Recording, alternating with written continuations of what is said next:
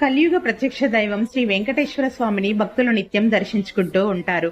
స్వామివారిని ప్రత్యేకమైన రోజులలో దర్శించుకుంటే మరింత పుణ్యం లభిస్తుందని భక్తుల నమ్మకం.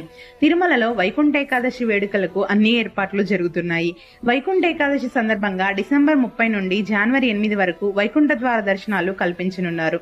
ఈ క్రమంలో టీటీడీ మంగళవారం సమావేశమై కొన్ని నిర్ణయాలని తీసుకున్నారు. మొదటి 3 రోజులు డిసెంబర్ 30 వైకుంఠ ఏకాదశి, 31 జనవరి 1లో వైకుంఠ ద్వార దర్శనానికి పూర్తిగా ఆన్లైన్ ఈడిప్ ద్వారా మాత్రమే సర్వదర్శనం టోకెన్లు జారీ చేస్తారు. ఈ టోకెన్లు ఉన్న వారికి మాత్రమే దర్శనం ఉంటుంది.